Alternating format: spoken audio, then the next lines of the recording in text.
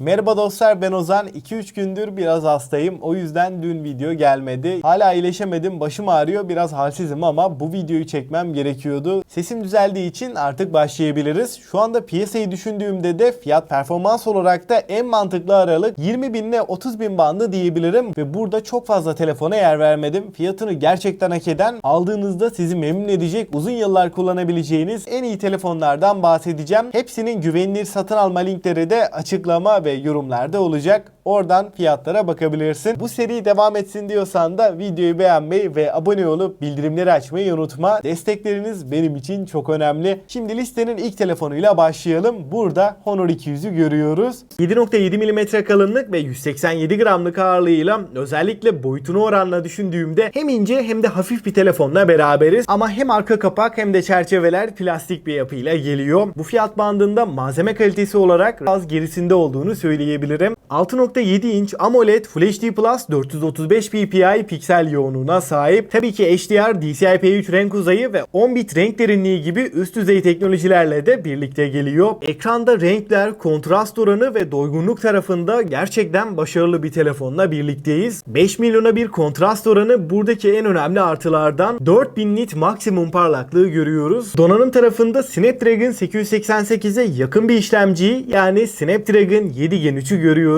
12 GB RAM, 512 GB depolamayla da birlikte geliyor. Ana kameramız 50 megapiksel, f1.9 ve OIS desteğine sahip. Sony'nin IMX906 sensörü burada kullanılmış. İkinci kamera 12 megapiksel ultra geniş ve üçüncü kamera olarak da 50 megapiksel f2.4 telefoto lense yer verilmiş. Ön tarafta da 50 megapiksellik 4K 30 FPS çekebilen bir kamerayı görüyoruz. Arka kamerayla da 4K 30 ve Full HD 60 FPS çekimler yapabileceğiz. Yazılımda da Android 14 ve MagicOS 8 ile birlikte geliyor. İkinci sırada bu aralıkta benim fiyat performans olarak favorilerimden S24FE'yi görüyoruz. Tasarımsal açıdan S24FE'ye baktığımda ilk dikkat çeken nokta daha büyük ve daha ince bir telefonla karşılaşıyoruz. Burada kasa yapısı, kenar çerçeveleri daha keskin hatlarla geliyor. Arka kapak cam, çerçeveler alüminyum. Çerçeveler S23FE'ye oranla inceltilmiş durumda. 6.7 inç dinamik AMOLED 2X panel, Full HD Plus çözünürlük ve 120 Hz tazelemeyi görüyoruz. Bunun dışında HDR10 Plus, DCI-P3 renk uzayı, 5 milyona bir kontrast oranı gibi bir ekranda görebileceğimiz en üst düzey teknolojiler S24FE'ye konumlandırılmış. Samsung'un kendi üretimi olan Exynos serisinde benim en beğendiğim işlemcilerden Exynos 2400'ün E versiyonunu görüyoruz. Bu işlemci S24 ve S24 Plus'ta gördüğümüz 2400'ün %10 civarı kısılmış hali. Fakat buradaki işlemci Snapdragon 8 Gen 2 ile başa baş diyebilirim. PUBG'de düşük ayarlar 90 FPS, en yüksek ayarlarda 60 FPS'i rahatlıkla alabiliyoruz. 8 GB RAM, 128, 256 ve 512 GB'lık 3 farklı depolama ile geliyor. Kamera kısmında arkada üçlü bir kamera sistemini görüyoruz. Ana kameramız 50 megapiksel, f1.8 OIS desteğine sahip. İkinci kamera 12 megapiksel, f2.2 ultra geniş. Üçüncü kamera olarak da 8 megapiksellik f2.4 3x optik zoom yapabilen telefoto kamerasına yer verilmiş. Ön tarafta da 10 megapiksellik 4K 60 FPS çekebilen bir kameramız var. Arka kamerayla da 8K 30 ve 4K 60 FPS OIS destekli videolar çekebiliyoruz. 4700 mAh batarya ve 25 Watt hızlı şarjla beraber geliyor. Kutu içeriğinden her zamanki gibi telefonumuz ve Type-C şarj kablosu dışında bir şey çıkmıyor. Üçüncü sırada kompakt, tek elle kullanımı kolay bir amiral gemisi istiyorsam Galaxy S23'ü görüyoruz. Dinamik AMOLED, Full HD Plus çözünürlük ve 120 Hz adaptif bir yenileme ile geliyor. 4 nanometre Snapdragon 8 Gen 2 ile birlikteyiz ve 8 GB RAM de bu işlemciye eşlik ediyor. Ana kameramız 50 megapiksel ve f1.8 diyaframla gelirken burada OIS desteğini de tabii ki görebiliyoruz. İkinci kamera 12 megapiksel ultra geniş ve 10 megapiksel OIS destekli 3x optik ve 30x dijital zoom yapabilen bir kameramız da var. Video kısmında da 8K 30 ve 4K 60 FPS desteğimiz var.